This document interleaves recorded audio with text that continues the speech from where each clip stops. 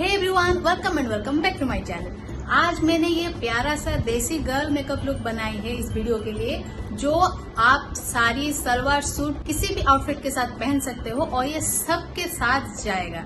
ये इतना सुंदर लगेगा जैसे अभी मेरे ऊपर लग रहा है। तो ये लुक मैंने कैसे क्रिएट की है जानने के लिए वीडियो के एंड तक जरूर देखें। और हाँ, अगर आप मेरे चैनल पर नए हो तो सब्सक्राइब करना ना भूलें।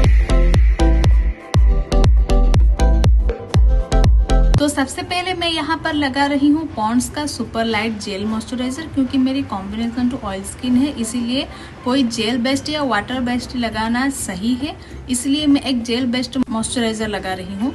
उसके बाद मैं यहाँ पर लगा रही हूँ अमूरा का जीरो पोर्स प्राइमर, क्योंकि मेरी छोटे छोटे ओपन पोर्स है तो ये उसको एकदम ब्लर कर देगा, जिससे मेकअप हमारा केकी नहीं लगेगा। उसके बाद मैं यहाँ पर लगा रही हूँ फाउंडेशन। मैं सिर्फ मेबलिन का फिट मी फाउंडेशन ही यूज करती हूँ, आज तक तो वही यूज की है, कोई दूसरा कभी ट्राई नहीं की है, लेकिन हाँ आगे जरूर ट्राई करूंगी। तो सबसे पहले मैंने फाउंडेशन को अपने बैक हैंड पे निकाली है, उसको थोड़ा सा वार्म अप करके डॉट डॉट करके अपने फेस पर लगाई है। देन उसको एक डैम ब्यूटी ब्लेंडर से अच्छे से ब्लेंड कर दे रही हूँ, ताकि हमारा मेकअप केकी ना लगे और उसका एक फिनिशिंग आए। देखो, मुझे मेकअप ब्लेंडिंग करने में कम से कम 4 से 5 मिनट लगता है, खास करके फाउंडेशन और कंसीलर। तो यहाँ पर अब मैं कंसीलर लगा रही हूँ। मैं यहाँ पर मार्स का कंसीलर यूज कर रही हूँ। देखो, कंसीलर लगाने के बाद थोड़ी उसको रेस्ट देनी होती है, तो मैं यहाँ पर 10 सेकेंड उसको रेस्ट दे रही हूँ। उसके बाद मैं एक डैम ब्यूटी ब्लेंडर से ही उसको ब्लेंड कर दे रही हूँ, ताकि हमारा मेकअप अच्छे से ब्लेंड हो, नेचुरल फिनिशिंग आए। और मेकअप ब्लेंडिंग करते वक्त आपको बहुत ही ज्यादा ध्यान देनी होती है, कम से कम ब्लेंडिंग में ध्यान और टाइम तो देना ही पड़ता है, वरना हमारा मेकअप बेकार ही लगेगा। तो मैंने कंसीलर को रेस्ट क्यों दी है?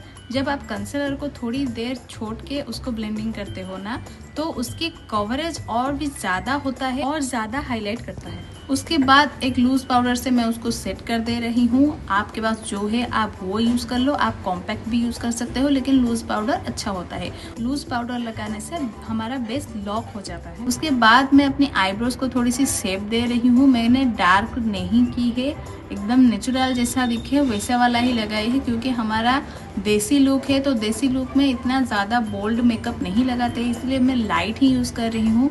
देन मैंने लगाई है एक लाइट ब्राउन शेड की आई शेडो, जो मैंने अपनी क्रीजेस पर लगाई है, और मेरी हुडेड आई से इसलिए मैं थोड़ी ऊपर लगा रही हूँ, ताकि मेरी आई शेडो थोड़ी सी पॉप ऑफ करे और मेरी आँखें थोड़ी बड़ी दिखें। उसके बाद मैं यहाँ पर थोड़ी सी डार्क शेड आई शेडो लगा रही हूँ, और वो मैं सिर्फ आउट ऑफ द वी में लगा रही हूँ, थोड़ी सी डेप्थ के लिए। और उसको लगाते लगाते आई शेडो को अच्छे से ब्लेंड भी करना होता है। अगर आपने आई शेडो को अच्छे से ब्लेंडिंग नहीं की है तो आपका आई शेडो बिल्कुल भी अच्छा नहीं दिखेगा। फिर मैंने ये पर्पल कलर का आई शेडो लगाया है। देखो, ये नहीं दिख रहा है, लेकिन उसके ऊपर जब सिमर लगेंगे वो हाईलाइट करेगा।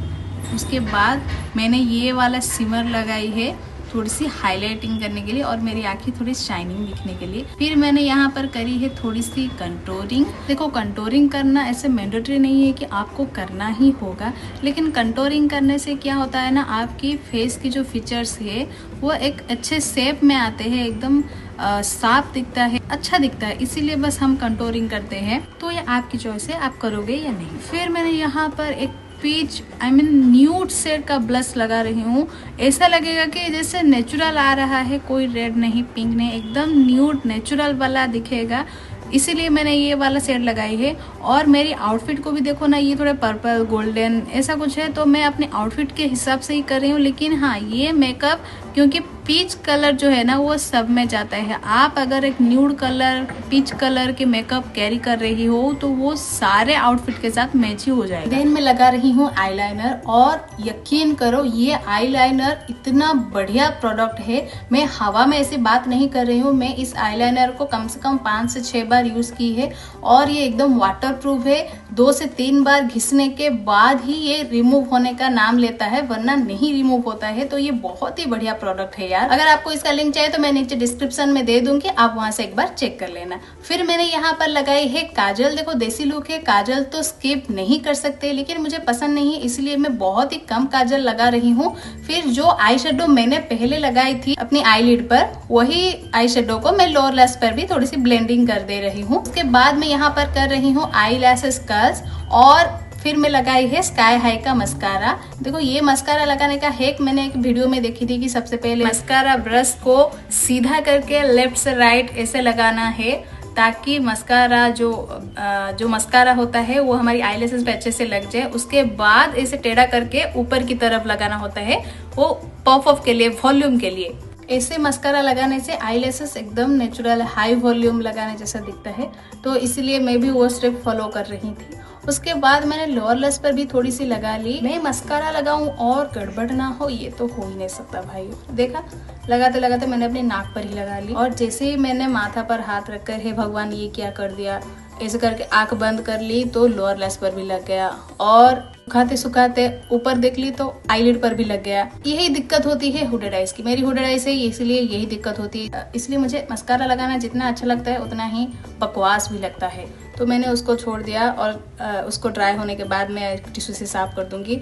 उसी बीच में मैंने लगाई है हाइलाइटर। मैंने highlighter cheek bones, inner corner और आईब्रो बोन्स पर लगा रही हूँ ताकि फेस एकदम एनहांस करे और एक नेचुरल लाइटिंग आए, इफेक्ट आए फेस पर।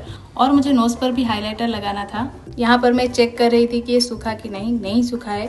अगर नाक पर नहीं सूखा है तो लोअर लेस पर भी जाहिर सी बात है नहीं सूखा होगा, लेकिन नहीं, मुझे तो छेड़खानी करनी है। लगाई और हाथ लगाए मैंने घिस दिया तो वो फिर लग गया। फिर जब बाद में सूख गया तो मैंने उसको टिश्यू से अच्छे से साफ कर लिया, लेकिन साफ करते करते मेरी आई शेडो भी निकल गई थी, तो इसीलिए मैं दोबारा आई शेडो अप्लाई कर रही हूँ और ये शायद अच्छा भी नहीं लगेगा। फिर मैं यहाँ पर लगा रही हूँ लिप लाइनर, वो भी ब्राउन वाला। और लिप लाइनर को अच्छे से लगाने के बाद मैं ये पिच कलर की लिपस्टिक लगा रही हूँ। देखो ये एक देसी लुक है, और ये भी बोल सकते हो कि ये एक मोनोक्रोमेटिक लुक है, क्योंकि मोनोक्रोमेटिक में आई शेडो, लिप्स प्लस एक कलर के होते हैं, लेकिन अच्छा दिखता है। फिर मैंने बाल खोल के इयरिंग पहन ली, और बिंदी को हम कैसे भूल सकते हैं यार, बिंदी तो हमारी देसी लुक का एक मुख्य अंश है। और फिर दुपट्टा पहन के हम हो गए हैं तैयार देसी लुक के लिए। ये रहा मेरा फाइनल लुक, और मैं आपको सनलाइट में भी दिखा रही हूँ कि ये मेकअप कितना नेचुरल और फिनिशिंग लुक दे रहा है। तो ये था मेरा फाइनल लुक। आपको ये लुक कैसा लगा कमेंट करके जरूर बताएं, और हाँ ये भी बताएं कि नेक्स्ट वीडियो में कौन सी टॉपिक में बनाऊं।